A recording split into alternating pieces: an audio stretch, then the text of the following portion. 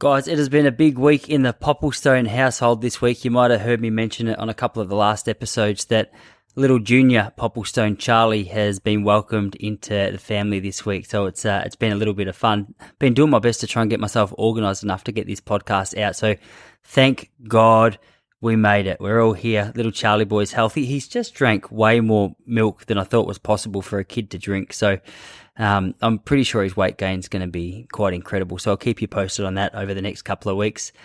In for a massive treat today, we have a guest by the name of Andy Blow on the podcast today. He's the co-founder and CEO of Precision Hydration, coming at us straight out of the UK. Andy's a sports scientist. He's got a degree in sport and exercise science from the University of Bath. He's an expert in sweat, dehydration, and cramping.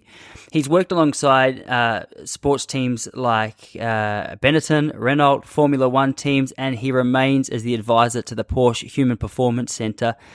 He used to be an elite athlete himself, over half Ironmans and the Ironmans. And after overcoming his own struggles with cramp and hydration, he started just taking steps towards specialising in electrolyte replenishment and then went on to found Precision Hydration. Really interesting conversation because hydration obviously is so essential to the role of being an effective distance runner. And there's so much information. I don't know if you guys have noticed that. So much information out there about how to do it effectively, what works, what doesn't. So it was great to sit down with an expert in the field and really pick his brain about this. It was really enlightening. I had a great time and he was a really easy guy to talk to. He's been on a number of other big podcasts as well. So I'll link some of those in the show notes if you want to get a little bit more from Andy. If you are a fan of this particular episode and you like what he had to say, his company has been good enough to put together a 15% discount code for all of you listeners.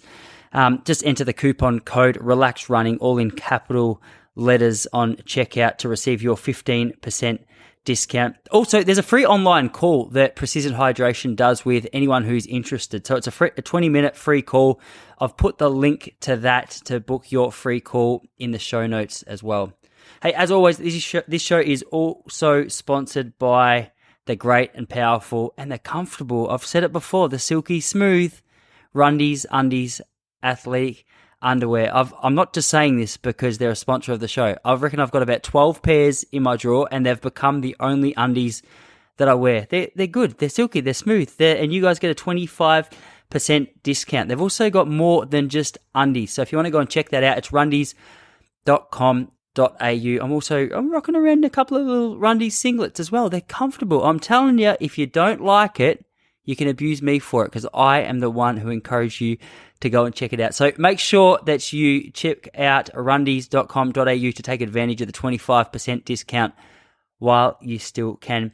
Hey, just before I get into the episode, make sure if you're interested, had quite a lot of people jumping on board the membership lately. It's been good. It started a few months ago now, and it's an opportunity to get access to a whole heap of bonus content. The way I explain it, it's a resource library. You've got a video library of experts speaking about all things distance running, from hydration to diet to training to recovery and a whole lot more. So, hey, go over there if you want to educate yourself with actual professional opinions and not just stuff that we find on Google. You also get access to our training programs from 5K to the marathon, from beginner all the way through to advanced. Got a private Facebook group, which we've just started up. It's coming along nicely. And what else have we got over there? The bonus podcast. Perhaps my favorite feature of it is the bonus podcast. We've got 18, 19 episodes of that out there now. So there's about 2 or 3 that go up each week. Jump on to relaxrunning.com/join to kickstart your 3-day free trial. If you hate it after 3 days, just end your free trial. You won't be charged. All right. Check it out. If you've got any questions whatsoever, shoot them through to me. Otherwise, I hope you enjoy that. That's about enough from me, guys. I'm going to step out of your way and welcome to the show for the very first time out of the UK, Andy Blow.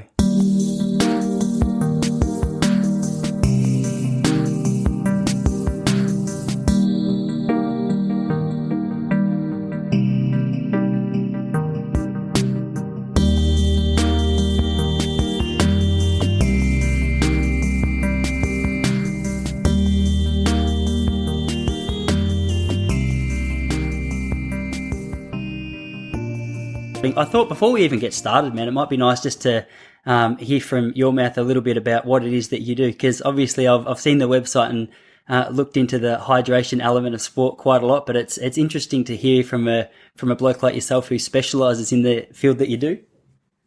Yeah, I mean, I got into hydration because primarily because it was a problem for me as an athlete. It was something I learned about. I always say to people, I learned about it the hard way because I screwed up my hydration in lots of events. And that was a combination of factors. Some of them were down to what I learned, is as an athlete. Well, I sort of came through and studied sports science in the 1990s and in the early 2000s. And at that time, the message that was being pushed to athletes was that dehydration was a big issue for sports people, and that actually most people didn't drink enough. And the underlying message was like, you need to drink more if you're an athlete, because if not, you're going to dehydrate and that's going to affect your performance. So that was like going on in the background. And then layered on top of that was the fact that I just tend to know I sweat a lot. So I always was more conscious about being well hydrated.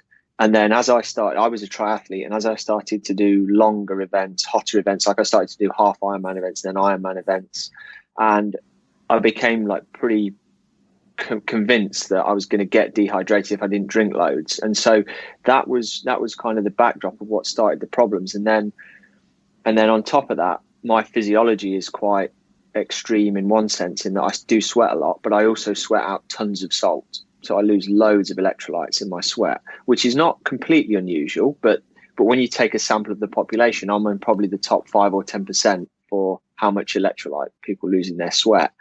And so basically I was losing loads of salt, loads of sweat. I was drinking loads and causing huge, fluid electrolyte imbalance in my body. And I learned about that through trial and error, through talking to a friend of mine who was a doctor, through eventually getting a sweat test, which tested the levels of salt in my sweat. And all of those things came together over a number of years. And that was eventually like a light bulb going on. And I managed to figure out the recipe for me, if you like. And I suppose that was the catalyst for then I'd done all this research. And I was really interested in this area. And I thought, well, this is probably something that might be useful to other athletes as well.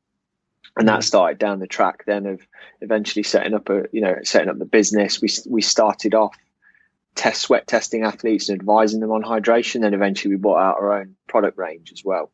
And that's a very short version of what we've been doing for the last 10, 12 years now.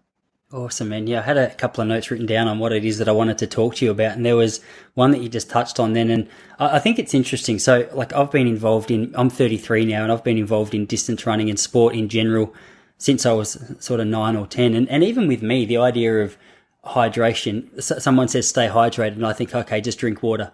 And, I've been quite experienced in the scene. I should know better. And, I've got such a surface level understanding. And even just then listening to you speak about the fact that you're in the higher percentile of sweating and you sweat out a lot of salt, that touches on a topic that I hadn't even considered, is the fact that when people sweat, the way they sweat is obviously so much different, which is, I guess, is that the way that you start to address some of the specific issues that you find in an individual? So you study their specific sweat, I don't know what you would call it.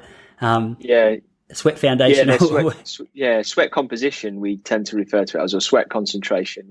That's definitely an interesting starting point for us, because if you take 100 people and measure their sweat composition, as long as it's a random sample from the population, you could get a pretty wide range in terms of how much salt they lose per litre of sweat.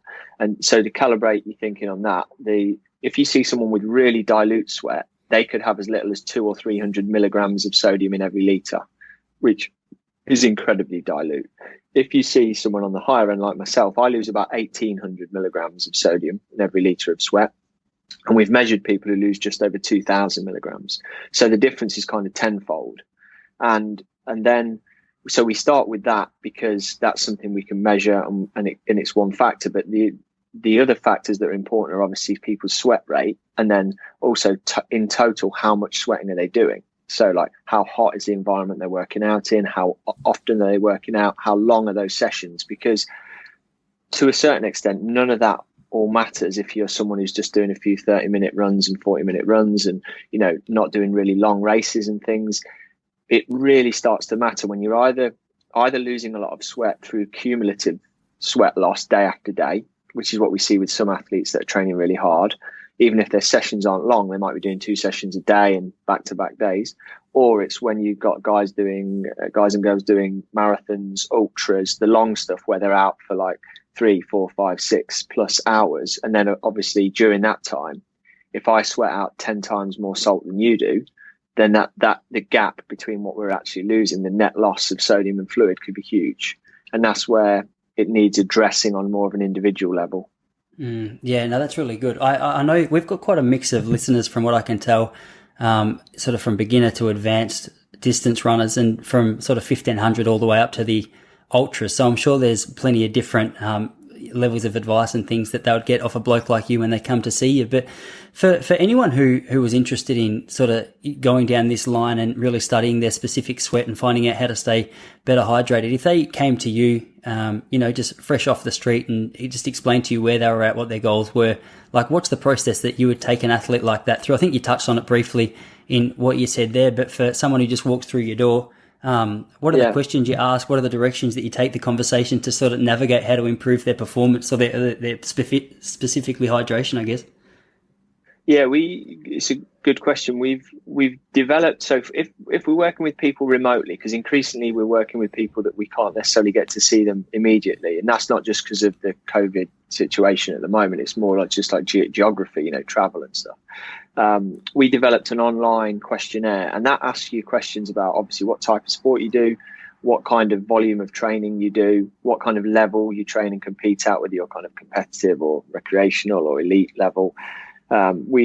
We look at the duration of your longest key training sessions and workouts, the duration of your races. We try to get some estimates from you as to whether you're like a light sweater or a heavy sweater. We even try and ask you things about cramping and whether you see salt marks on your skin after races and competitions in hot weather. And then we've got an algorithm that looks at that information and tries to make an initial estimate as to whether you're someone whose requirement for fluid and electrolytes is going to be low, medium, high, or very high. And once we get you in that ballpark, it's a case of then trying stuff out. There's no substitute. Even with a good amount of measurement and science, there's no substitute for some good old-fashioned trial and error when it comes to getting hydration right. The same as there isn't in putting a training program together or finding a running shoe that works for you or something. You can read all the theory, and if you're choosing a running shoe, you might think about the type of terrain you're on, the type of foot shape you've got, the type of drop you like from heel to toe, all those kind of things. You can read it all. You can buy the right shoe on paper, but you've still got to go and run in it to see if it really works. And what we do is try and get people in the right zone to be thinking about the right variables, give them a plan that sort of works for them if one's necessary or should work for them, and then it's kind of iteration from there. So you then, okay, well, is that working? Do we feel better or worse from that? Are we showing any signs of like over or under hydration, or over or under salt intake? And then try to move it along. And if we get to interact with someone in person or in much more detail, the only other two things we would do is we'd measure their sweat concentration, and we'd actually measure their sweat rate in different conditions. So we'd weigh them before and after a lot of training sessions or races, and we'd use our technology which extracts a sweat sample from their arm and looks at the content, because then what that does is actually just really narrows down those two components in much more detail. But I would say the more experience we get working with athletes remotely and sort of like helping them to zero in on it, it's not as imprecise a process as you'd necessarily imagine. It's maybe a little bit harder to rule certain things in or out, but you can still make a lot of strides. So yeah, I think if people want to start with it, a good place is to hit our website, which is precisionhydration.com, and they can just click their way through that questionnaire. It's totally free, and it's cool. It says get a free hydration plan, and it will send you an email off the back of it with some suggestions. Yeah, fantastic, man. You're going to have to forgive me because I I'm a self-confessed complete amateur when it comes to this subject. So I'm sure some of these questions are going to sound very cliche and very repetitive in your line of work, but they're questions that I think most people, I guess I'm probably more of a representative of the population when it comes to an understanding of hydration. So I'm sure there'd be plenty of listeners out there who would find it helpful. So I wanted to sort of really pick your brain about just the common misconceptions or common mistakes that you're seeing amongst a lot of the athletes who do come in. And I know we mentioned before that the idea of just drinking water to stay hydrated might be good as a general rule, I guess, for most of the population. But in terms of really niche and specific, tailor-made program for improvement, it's not necessarily going to be the golden ticket. So is there any particular issues that come up time and time again that you're like, if you could just get a message out to everyone and say, hey guys, stop doing this or stop thinking that? Yeah, I think you're right. So drinking water is the best way for the average person to stay hydrated. You drink, more or less as long as you're in tune with your body. You drink when you're thirsty, you drink sensible amounts, and your body is very good at managing its own homeostasis and keeping everything in balance. So if you're not experiencing like heavy sweat losses on a day-to-day basis, be that through your work or your training, then as long as you're drinking a reasonable amount of water to thirst and you're eating a reasonably normal diet, you'll get any electrolytes that you lose, you will gain through your diet, and your fluid levels, you'd be pretty good at balancing those out just by living intuitively. The challenge comes when you start to kind of radically increase that sweat loss and that fluid and electrolyte loss through heavy training. And that's particularly the problem when you get people in hot environments, like, your environment in the summer is obviously pretty toasty. And in an hour or two of training, even you can probably quadruple your sweat losses in a day. So what it then comes down to is starting to figure out, okay, well, am I getting enough? If I just drink water when I'm thirsty, am I getting sufficient fluid in to balance out what I'm losing? And I think the classic mistake that what a lot of athletes made, and the one that I made, was you sort of get a bit nervous about getting dehydrated because you can see you're sweating a lot, and you just drink tons more water. So you're going out for a long run. What do you do beforehand? Or you've got a big race, you drink loads and loads of water.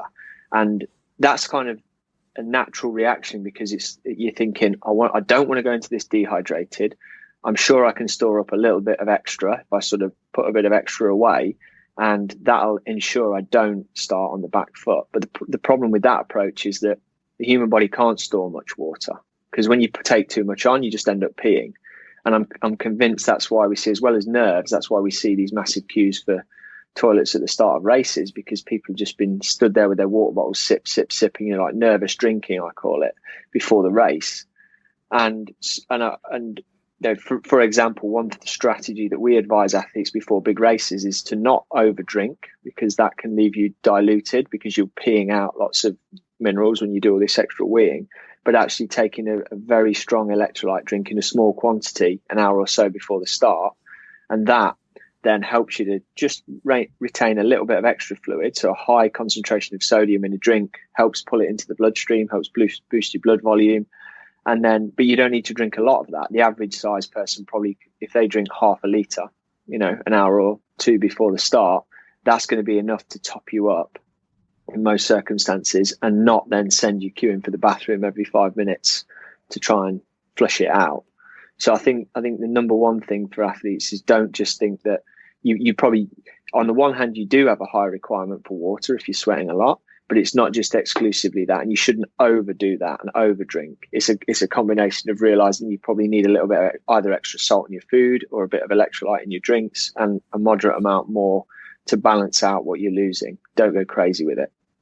Yeah, no, that's a really good point. And I was actually going to bring this up to you, and it seems relevant to bring up now, but my best mate a few years ago now ran his first marathon, and he fell into that trap of thinking, okay, I've got to make sure I'm really well hydrated. And I think he said the day before the race, just with no idea, he drank 4 or 5 litres of water, which was just well and truly above and beyond anything that he would ever usually do. And I'm not sure if that was a direct factor or if it was fitness or what, but he said, mate, I got to about 18 Ks into that race and he thought, I'm in so much trouble. And I don't know exactly the way you described it, but I think you just explained it beautifully when you said that if you're approaching a race like that, you're getting rid of a whole lot of minerals and a whole lot of good stuff that you probably need to help carry you through the race. Is So that's a pretty common mistake that people are making, is it? It's not just a rookie runner. Yeah, I think so. I mean, there was some data so the condition that is a danger when you drink too much water is called hyponatremia, and that means lower blood sodium levels, because your blood sodium levels are very tightly regulated in the body. They need to be between sort of 135 and 145 millimoles a litre the whole time to be in good shape. And if you drink tons of water, eventually that can start to get diluted, because you basically take in water, it goes into the bloodstream, you end up filtering some out and weeing some out, but you dilute the blood. And they've done studies at the start and in some cases at the end of marathons and things. And often we see about 10% of starters or finishers hyponatremic. And if you're hyponatremic at the start, it tends to suggest you've overconsumed fluid before the start, exactly like your mate did. And I think just talking with athletes and the amount of athletes that we've worked with over the years, addressing that one problem is a big game changer for most people, because most people's attitude is, right, I'm going to double down on this, because we know it's sort of fairly sensible to do that with carbohydrate, for instance. We all, or most people, unless you're following a low carb diet, are going to eat more carbs in the days before a race to stock your liver up, to stock your muscles up, and that makes sense. But with fluid, it's not that simple. And I reckon, I would say that is definitely one of the most common issues, is that dilution effect, which then, as you sweat out more during the race, and if you're only drinking water, can just leave you feeling pretty lousy, pretty fatigued, sometimes cramping, sometimes just like lethargy, headaches and all that. And I think a lot of people, the vast majority of people, it's no worse than a negative performance. It just ruins a race. But for some people, it makes them pretty ill, and very occasionally it kills people. You see instances of, probably a handful of cases a year where someone either gets seriously hospitalized or dies from hyponatremia just from overdoing it with the fluid in a race, which given the level of education that's starting to be out there, shouldn't be happening. But that message is very sort of the message about drinking a lot for athletes is very pervasive. I was going to ask you a question, which before it came out of my mouth, I'm thinking, I don't know if this is a silly question, but when it comes to actually preparing for your event, I can imagine hydration is probably more important for a marathon runner than it is for a 100-meter sprinter, and I don't know if that's actually true, but just chucking that out there. But for an athlete who's training for 1,500 meters, an athlete training for 10K marathon, what are the general rules when it comes to hydration for your specific events, or is there no such thing as a general rule when it comes to the subject? I think that when it comes to the shorter events, you're 100% right that actually the hydration stress of the event itself is going to be greater for a marathon runner or whatever, obviously, because you've just got that volume of time that you're going to lose more fluid. You're not going to dehydrate in 100 meters. You're not even going to really significantly dehydrate in 10 kilometers unless it's in unbelievable heat, and even then it's kind of, I guess it should be, as long as you start hydrated, it's going to be within a manageable tolerance that anyone can finish a 10K strongly without taking a drink. I know that some people feel like they can't, but I would definitely say that's probably more on the psychological side than it is on the physiological side. For a lot of people, anything above hour and a half, especially in hot weather, is probably where it starts to be significant that you might want to drink during the event. I think though, where you've got, serious 1,500 meters and obviously serious 10K runners will probably run quite high mileages. And I think their rules around hydration are more about supporting their training well. So making sure they're turning up to training sessions properly hydrated. If they're high intensity sessions, they probably won't drink much, but making sure then they rehydrate appropriately afterwards. And I think if you're training once a day, and your training sessions aren't that long, I think as long as you make sure you're topping up with a little bit of extra fluid before a training session, I'm talking about, maybe a bottle of fluid in a 500 ml bottle in the hour or two before, so you're not starting behind, and you're drinking sufficient afterwards to rehydrate, then you don't need a special hydration plan or special hydration products even particularly. It's just, that will keep you. It's the guys and girls that are putting in serious mileage, the ones who are doing long individual sessions, or the ones that are doing twice a day, that kind of thing. Because if you go out and run go and run for an hour in the morning and don't really fully rehydrate before your interval session in the evening, then you're going to compromise the quality of that training session, and gradually, you're not going to get you're not going to get the full benefits because you're not recovering properly. And it's in those situations when we often end up saying to people, look, you might want to use a sports supplement, an electrolyte drink or something in between those sessions to make sure that you're topping up from the last one and recovering before the next one. Yeah. I used to always hear people say, look at the calorie a week, and it gives you a pretty quick idea of what state you're in. And is that a pretty good gauge to go by, or is that leaving out a heap of information as well? Yeah, it's a good guide, but it can be misleading, is how I would describe it. And if you want to know about your hydration status, the best time to look at your wee is first thing in the morning, because that's when your body's had the full night of rest and all the hormones have sorted themselves out, and that's often a truer reflection of how well you hydrated you are or not. So if you get up in the morning and your pee's really dark, and especially if you're also feeling thirsty, that's a pretty good sign that maybe you're starting on the back foot that day. I think as long as your pee is like reasonably straw coloured or heading towards clear, then you're probably not in bad shape if you get up in the morning and you have a wee like that. And as you get into the day, other things get in the way of this, because as soon as you've had a couple of coffees or whatever, that's a diuretic that can make you pee, and it can make your pee quite clear even if you're not fundamentally all that hydrated. So there's actually a blog we wrote on our website about that, and the fact that I don't think urine colour should be thrown out as a waste of time. It's worth monitoring it, but just because your pee is clear doesn't mean you're well hydrated. It just means your body's getting rid of water. And just because your pee is dark, the other way around, doesn't mean you're necessarily completely dehydrated. There's a bit of a fine balance there. Yeah. So when it came to your personal, improvement in this area, what were some of the things that really helped you? Like, did it take you? Was it a year-long process, or is it an 18-month process? Or I can imagine it's something that you're just constantly looking at and finding out ways to critique and adapt. But what were some of the big factors that made a positive impact in you? Like, I think you mentioned sodium levels before, and you're a heavy salt sweater. But were there three or four things? Yeah, the big one for me was learning that I lost a lot more sodium than I thought I did, and that I had to replace it quite a bit more aggressively in long races than most people around me. So to give you an idea of the sort of levels, I was probably taking 2 or 3, maybe 400 milligrams of sodium an hour during an Ironman race through the sports nutrition products I was using. And I was probably losing in excess of 2,500 milligrams an hour. So it wasn't until I started putting in over 1,000 milligrams an hour up to 1,500 in really hot and humid conditions that made a massive difference to me. It meant I could sustain my performance much deeper into the race and actually finish quite strong on some occasions.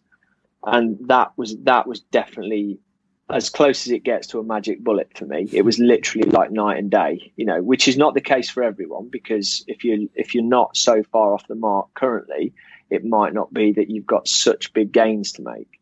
But I was doing Ironman races and like just struggling through the back half of them in the horrible shape, even though I was pretty fit. I was like well conditioned for these events, but it was.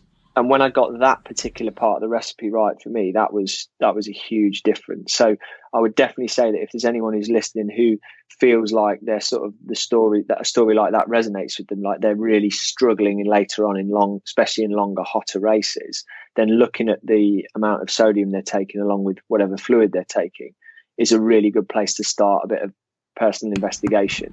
Because what can be really off-putting is you read stuff online which says, from a sports nutritionist or a coach or an athlete who says, I advise take this much per hour or whatever. And that anchors people on an amount. And quite often that'll be an amount somewhere in the middle, because if we take the population as a whole, if we're going to give generic advice, it'd be a bit like deciding if we were just going to give out T-shirts to everyone, we'd probably just pick a medium because that's going to fit the majority of people.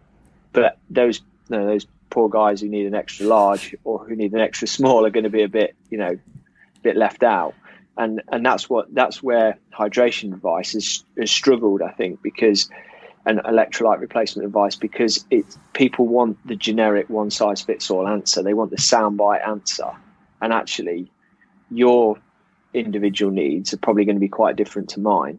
And what it's all about is just, essentially electrolyte intake for athletes, you could put on a scale from being almost completely irrelevant to some people to the be all and end all for other people. And obviously I'm sat up at this end. It's like, if I don't get this thing right, it's a total ruiner for me in races.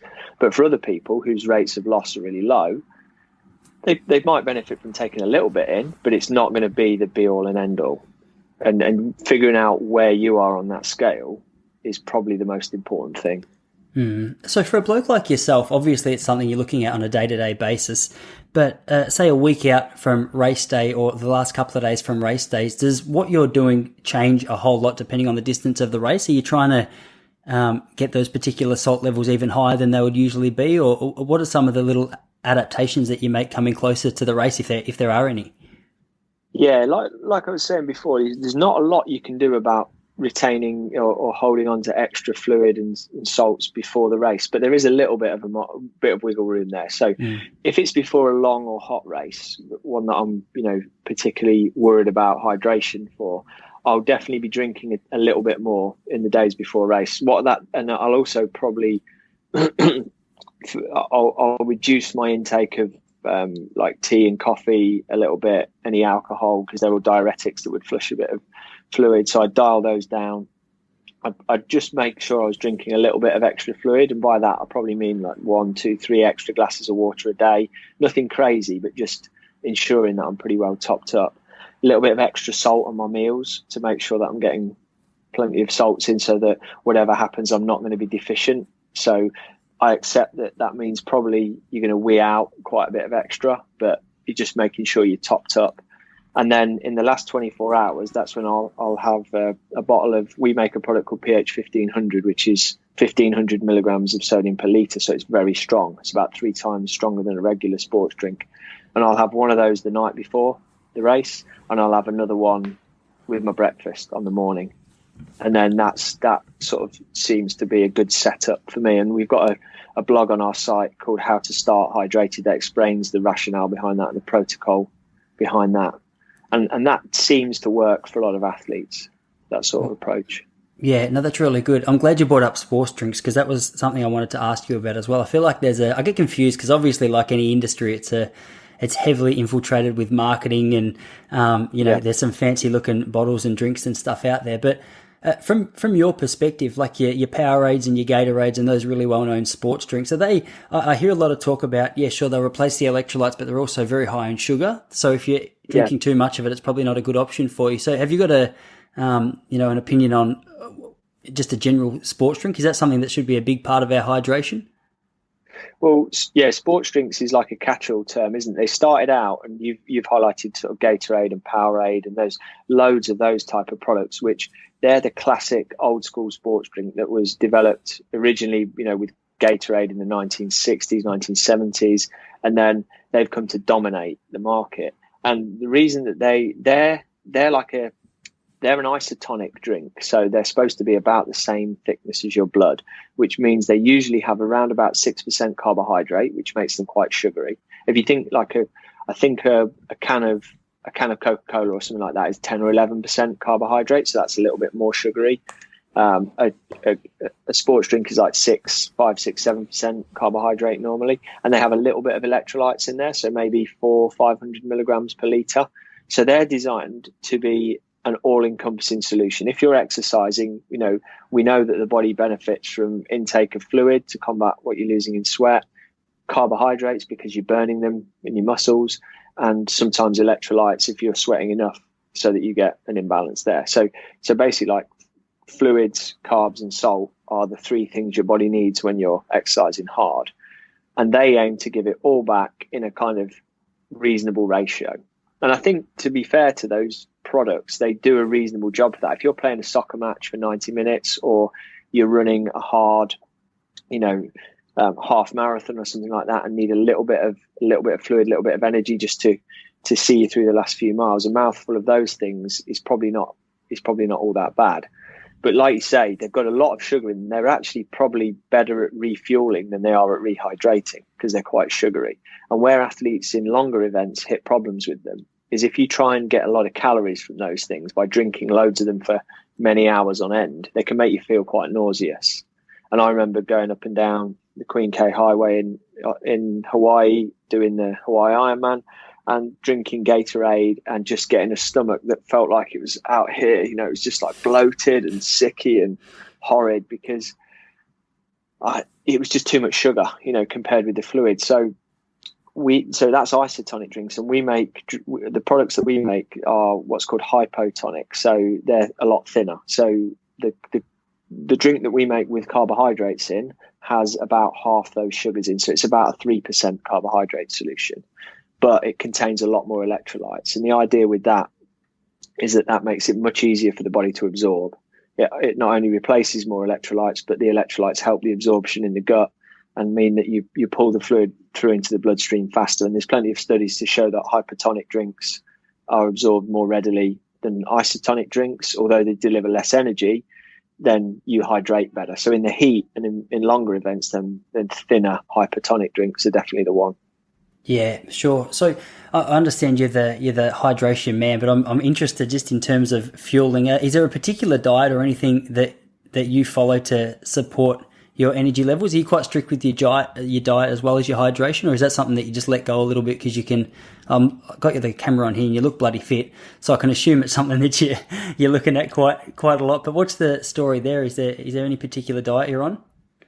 Oh no, these days I'm probably less conscientious about my diet than I've ever been, actually, because I don't eat anywhere near as seriously as I used to. But I think I still try and eat, you know, I try and eat sensibly and healthily. I'm not big on extremes. I'm not big on the kind of low carb, high fat, but neither am I big on just high carbohydrate. When I grew up as an athlete, it was all plates of pasta and everything was carbohydrate. Because again, that was in the 1990s, if you were an athlete and you weren't eating big bowls of pasta, then you were doing it all wrong. So, you know, I came through that, and now I've tried to be more balanced, which means, you know, I'm quite a big believer in the idea of what they call carbohydrate cycling. So when you're training hard and when you're fueling training sessions and races, like eating a reasonably high amount of carbohydrate in your diet, because that's the go fuel for going fast.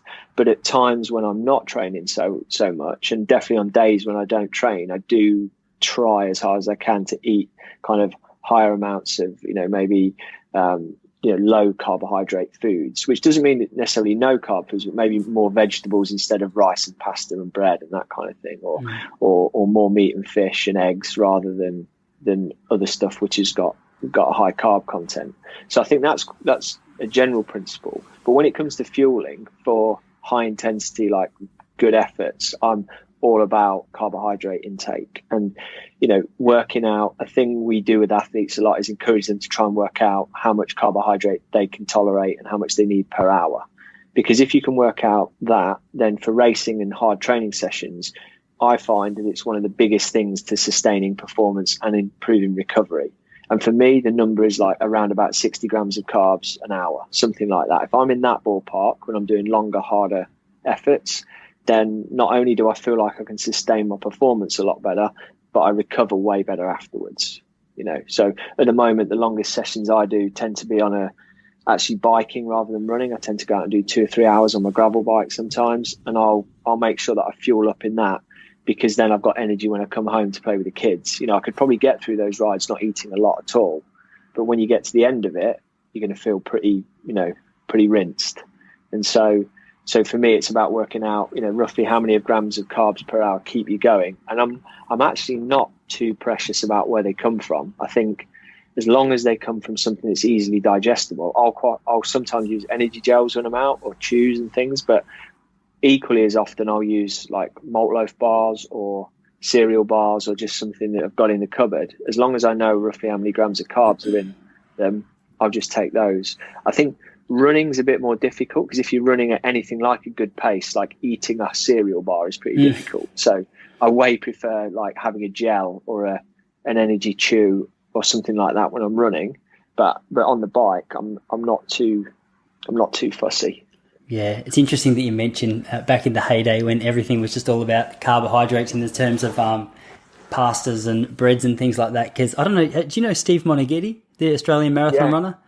Steve Monaghetti wrote an autobiography a few years ago, probably 20 years ago now, I think. Yeah. And I remember reading there that before one of his big marathons, he went out for dinner. They all ate their dinner, and then after dinner he ordered dessert. And he said, I'll get a dozen donuts. And the lady's like, "Oh, mate, you're sitting here by yourself. Like, have you got people coming?" He's like, "No, I'm doing this thing called carb loading, and I'm super hungry. I'm training hard." She's like, "You won't get through them, mate. Like, they're pretty big plate." Yeah. And he goes, "No, bring them out. I'll give them a go." Anyway, he goes, they were absolutely shocked when they saw that I finished off the whole plate, but they were even more shocked when I ordered a second dozen. Yeah. So it is funny. I actually had a good chat, and diet's an area that I'm really interested as well in. And I had a friend on here the other day, Ali, who she's a dietitian, and she's a fan of the low carb, high fat diet. And I was picking her brain about that, and I find it really interesting, just the different ways that different people fuel and prepare. And I think I love the fact that it is such a unique thing. I like the fact it's not a one size fits all, because it sort of forces me to really, try and figure out actually what feels good. And I don't know, it's something about just that tweaking process that is quite enjoyable. I'm not sure if that's unique to me, but it's a nice thing to adapt, because it feels good once you start to make some changes. I don't know about you, but when I was a kid, I sort of just went along and ate what I was given, and that was that. If I ran fast, I ran fast. And then my wife's a little bit more in touch with how she feels, and like if she's tired or if she's energetic or whatever. And she started pointing out different things in her diet that she reckons was making her tired. And this is 10 years ago now. And then I thought, oh, mate, you're kidding yourself. Like, as long as you're getting some food in, you'll be fine. And then it's funny, I've been forced to eat my words, because now I'm fascinated by blokes like yourself who speak about just that unique precision approach to what it is that you're fueling with. But mate, I wanted to ask you as well, because I saw you drinking something there that looked really interesting, really fancy. It looked like it was, I don't know what it was. It looked like a supplement of some sort. No, it's just my coffee. That is. Is that all it is? It must have just been the little coffee grains at the bottom of it that I could see. I was like, I've got to ask him about what he's got going here. Yeah, I've got oat milk with 2 shots of espresso in it. Oh, fantastic, mate! It's funny you say oat milk, because when we were over there, I don't drink dairy anymore, and I just have a bad response to it. But when we were there, oat milk was massive all through London, and we came home and I was getting all my oat milk lattes and stuff like that. And we got home and there was just nothing here. And now, thank God, mate, they're all over the place. There's so many oat milks. No, I think if I could have done something different in the last 5 years, it would have been buy some shares in an oat milk company, because they seem to be going crazy, don't they? It's so funny. My wife said to me when we first got back, she goes, "Oh, I would really love to figure out how we can get oat milk into the country." I was like, "Mate, it's a phase. Don't worry about it." So it turns out I'm not such a businessman, because they're absolutely everywhere. Because Melbourne's such a little hippie city that, or we think we are. Everyone's bloody rocking their soy milk and their oat milk and any other thing that's just not normal milk. To fancy things up a bit, we're doing our best to convince ourselves we're a little bit classy. But are there any things throughout the day that you just like to have on hand to make sure that you're drinking? Like, I'm a big fan of. I just bought a packet of dry ginger the other day just to try it out, make my water a little bit more interesting. And I heard Joe Rogan talk to some mushroom, I don't know, there's a name for him, but he was talking about mushrooms and some of the impacts that lion's mane mushroom powder can have on your brain and have on your memory and things like that. So I've sort of got a few little bits and pieces in my own daily routine that I try and be as consistent with as I can, and it just makes the process of drinking a little bit more enjoyable. Obviously, living in Melbourne, I think it goes without saying that coffee has to be a part of that. But I was actually, before you answer that first, sorry, mate, I've got a hair in my mouth. I don't know where that came out from. Before we go into the first question, I was going to ask you, like, you're obviously drinking coffee there. Is that something that you're pretty happy with? Most of the people that come to see you get into, like, I have 2 or 3 coffees a day. Is there a limit? Is it good? Is it bad? I feel like there's a lot of mixed opinions, and 2020 seems to be the year of coffee is great for you, based on the articles that I read. But no, you're right. There's always a pendulum swing on that one, isn't there? It's either going to kill you or it's like it's the best thing ever. But it sounds like a stuck record. I sound like a stuck record, but it's pretty individual, I reckon. Like my wife can't really drink coffee. She likes coffee and she drinks some decaf, but she just can't tolerate the caffeine at all. Makes her feel real jittery and not good. Like even a single coffee would really make her feel quite shaky and unwell. And yeah, when I was younger, I would drink coffee as much as I wanted. Now I'm in my early 40s. I don't train as hard, and whether that's got something to do with it as well. But I tend to find that I really enjoy and feel good off like 1 or 2 coffees in the morning. Mm-hmm. And then I sort of taper it down. It's rare, unless I'm jet lagged and traveling or something, that I'll drink coffee in the afternoon now. And I think that's probably like a sign of, I guess, learning your body a bit better as you get older. And that amount for me seems to work. I feel good. I feel much better. I feel better in the morning when I've had a coffee because obviously the stimulant effect. But then once I've had a couple, I sort of lay off it a little bit. And it's quite funny because in our office, most of the guys that work at PH, I'm one of the oldest. I'm 42, and I've got a lot of guys in their mid-20s, late 20s, early 30s, and they'll still be smashing the coffee at like 2 in the they'll put another pot of coffee on in the afternoon, and I'm always like, no fellas, I'm out for this one. And but I remember being like that. It's like I could just drink it all round. So I think, again, you've got to work out your individual tolerance to it. If I drink more than that, the 2 things I notice is that my sleep tends to suffer a little bit, and also I definitely don't feel as well hydrated. I can sort of start to I don't hold on to the water that I'm drinking as well, and I end up going down a bit of a hole with dehydration. So for me, it's like it's a 1 or 2 level. But I don't, from the amount of athletes that drink coffee and just the amount of people that drink coffee and perform well, I just don't see it being, as long as it works, as long as you figure out it works for you, I don't think it's a problem. I used to, when I was really serious about sport, I would like come off the coffee a week or so before an event to sort of, as part of an abstinence thing, to then like really feel the effects of it on race day. And all the evidence I've read subsequently is that doesn't really make a huge difference. But I think for me, in my own head, it used to make a difference because it was all part of the ritual of preparation and like taking it seriously. So I wouldn't necessarily advise people to do that, but I think I've heard of athletes doing that. And I think if it works for you, it's not necessarily something to stop. What I would say is if you habitually drink coffee in the morning, I would definitely still have a coffee on race day, because if you don't, you can almost suffer the reverse negative effect of going without. Yeah, no, it's a really good point. Mate, sorry, I took you down a random rabbit hole with the last question. I think I ended up asking a different question than what I started. The first question was going to be about whether there were things in your daily routine that you just make sure that you get in. Oh, yeah. In terms of, the simplest way I do it is just because when I'm in the routine, which I am at the moment, of basically going to the office every day and working from there, I can get we've got a lot of work on at the moment. So I can be very guilty of like sitting in my chair and basically staying there most of the day, and then even sort of like getting up and going to the kitchen and getting a drink or whatever is distracting. So I've got a really nice stainless steel water bottle that I just make sure that I've filled it up and brought it in with me with nice cold filtered water from my fridge, and then having that on my desk, I'll drink that. But if I don't put it there, I can get to 2 in the afternoon and I've not drunk anything. And so I just have to sort of be prepared. Basically, I'm not necessarily, if I'm training, it's rare now for me that I'll train in the evenings. But if I've trained really hard in the morning, the only other thing I might do is have one of our electrolyte products in there, to sort of, if I'm feeling a bit like shit, I was quite dehydrated off that, I'll sort of have some additive in there. But then I'm someone who really, I quite like drinking water. Water is one of my preferred things to drink. I know a lot of people don't like it, and that's when putting ginger or fruit or those kind of things into it can make it more appealing. But I would say the biggest thing is like give yourself the opportunity to drink. Don't make it hard to, because ultimately when you get a bit thirsty, if you've got a drink there, you'll drink it. If it's a lot of effort to go and get it, then you're probably going to leave yourself on the back foot until you're really thirsty, and then you're on the back foot. Yeah.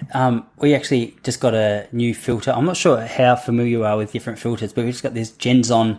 It's called a Genzon filter, which it's got some fancy contraptions which seems to take out some brown stuff and add in some good stuff. I don't know how it works exactly, but it tastes pretty good here in Melbourne. But up until recently, probably 3 months ago, I was just smashing tap water. And I remember actually when we were living in London. Are you in London or are you out of London? We're about 90 minutes southwest of London. We're on the south coast. Oh, okay. What's the south coast there? What are you near? We're right between Bournemouth and Southampton. Okay, beautiful. Yeah, sure. I was about to ask you if you're anywhere near Brighton, but I didn't want to give away my lack of geographic knowledge, and I've just done about 2 hours. 2 hours. Yeah, sure. I remember when we were in London, we used to get up and we didn't have a kettle. I don't know, it's a long story, but we used to just boil our water up on the fry pan, and anyway, we would pour the water out and make our coffee, and at the end of it, there would always be this, it's like this white, powdery, limey looking stuff, which just covered it. And I remember just leaving thinking, fire out. I don't know if that's something that we should be drinking too much of. But at the time, I was like, oh, well, it is what it is. But are you a pretty big fan of the filter? We get a lot of hard water. Yeah, our water here is like really hard. It ruins kettles and things like that pretty quickly. But I'm not aware of any that being, sort of problematic for your body, as it were, other than it's problematic for your appliances because everything gets kind of gummed up, ruined. Yeah, sure. But you just drink filtered water out of. Yeah, we got a new fridge a couple of years ago with like an inbuilt, ice and water thing, which is fantastic. And I definitely think that makes you drink a little bit more because the water's lovely and fresh and cold. It does taste just that little bit better. Yeah, it's funny you say, because since we got this filter, I've been drinking so much just because I feel so healthy when I drink it. A little bit like you backing off your coffee before race day. I think, oh mate, this is just psychologically. I have no idea if it's better for me, but I just wake up, pour a glass, and go, gee, I'm a healthy bloke. Yeah. Mate, I know you said it's awesome when you can meet up with people face to face, but I'd say 60%, maybe higher, of the people who listen to this podcast are based around Australia. We've got a small little chunk of UK listeners, but nothing in comparison to sort of what we are over here. That online questionnaire that you mentioned, and that I'll link and make sure I, put a direct link there for people who are interested in accessing that. Is that something that people in Australia would be able to do? Could they get in contact with you and still get some pretty solid benefits from what you guys are teaching? Oh, 100%. I mean, we're really sort of ramping up our efforts to have a bigger presence in Australia at the moment. We've got, if people want, so anyone anywhere in the world can do the online sweat test. So that's easy. You can go to precisionhydration.com, hit the free test, and then then walk through it. We've now got, if you want to get an actual proper sweat test done, we've got a really good bloke down in Sydney, Shane Hanna, who's got a sweat testing machine, and his details are on our website, or people can contact us to find them. We've got another great guy, Phil Young, who's a Brit who's been based in Australia for probably 10 years now, and he's on the Gold Coast, not far from Surfers Paradise, and he's got a sweat testing machine up there. And then in about we're talking now at the end of August. I think in about 2 weeks, mid-September, we should have a sweat testing machine in a sports performance facility that's opening up in Perth as well. So people in WA can get tested. So if anyone's interested in that, the easiest thing to do is probably just to email us, because our team are on hello@precisionhydration.com for an email address. We can then link you up with the nearest test centre if someone wants to get a sweat test or whatever, and put you in touch directly, because all those people are fantastic. And, and if anyone's in the UK, we've got a ton of places you can get tested, including at our headquarters as well. The other thing to mention as well for people in Oz is that if you buy products through our website, if you want to try any of our hydration stuff, it ships from within Australia. We got a warehouse near Brisbane, and we ship it. Well, it's actually out of Sydney right now, but it's moving in the next few weeks to Brisbane, and we'll be shipping out from there. So you get your stuff in a couple of days on Aussie Post. It's not like you got to wait for it to come over from the UK or anything like that. We're pretty well geared up to look after people in Oz and New Zealand now. Oh, that's awesome, man. I was actually going to ask you earlier if you had any products that came over to Australia, but that's great to know, because I was interested in finding that out, but I thought it was more going to be UK based. So it's far out. You got your finger in a few different countries then. Yeah, we've really, that's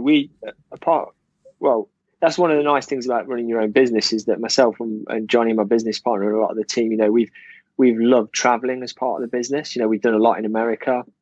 Australia, we love the country anyway, but getting the opportunity to travel and meet people, we've spent a bit of time just before lockdowns happened and everything this year. We were in we were all up and down the East Coast. Actually, we do a bit of work with a big rail company in Australia who use our products with the people that work on the railroads, because obviously, especially up in the northern territories and stuff where it's super hot and humid, they have real problems with heat exhaustion and hyponatremia and dehydration. So we actually do a fair bit in kind of occupational health. We're talking to some mining companies and others at the moment about that type of thing. Plus, in Oz, you've just got so many people who are like us, are massively into endurance sports and doing all sorts of crazy outdoor stuff, that it's and the climate is so hot. So it's kind of, we feel our products are really relevant to people in Australia. So we want to do more over there. So if anyone's interested in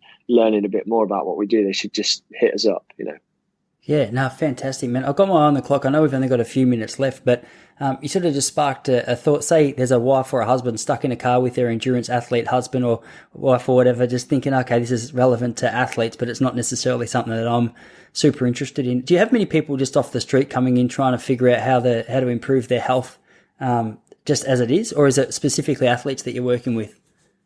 I would say the vast majority is athletes. Occasionally we speak to people who have sort of different conditions that cause them to sweat a lot. So there's a condition called hyperhidrosis that is just where people have excessive sweating, and that can cause like dehydration and problems the same as athletes get, but without that issue. Our products have been pretty well used by people with a syndrome called POTS, which is where they have very low blood pressure, and having the extra salts in an electrolyte drink, a very strong electrolyte drink, can help get people's blood pressure up and help them if they've got POTS or one of these sort of autoimmune type issues that causes that. And then even more recently, we've been having conversations with a few people who either through operations or through illness have like part of their bowel or colon removed and that sort of thing, and they suffer with dehydration quite badly because they can't absorb as much water into the body. So they have to be very careful about electrolyte balance and making sure they take enough electrolytes with fluids to stay hydrated throughout the day. So I would say the average guy on the street, if he's not doing stuff where there's a ton of sweating and involved, then what we offer is probably less relevant. But in lots of niche cases where people are having issues with something to do with electrolyte balance or fluid loss or fluid intake, then we get a chat with some interesting people, and sometimes, not always, but sometimes we are able to help them with a solution, which is always really nice. We get some lovely emails from people if you're able to help them, like get on top of a problem that's been getting in their way. Yeah, no, awesome. I was thinking, it was interesting. I was listening to there's another podcast here in Victoria called Inside Running Podcast. It's really popular around the world, actually. And one of the things that Moose, one of the blokes on there, was really looking into. He ran the Doha World Marathon. I think what was it? Doha World Championship Marathon. Was it last year or the year before?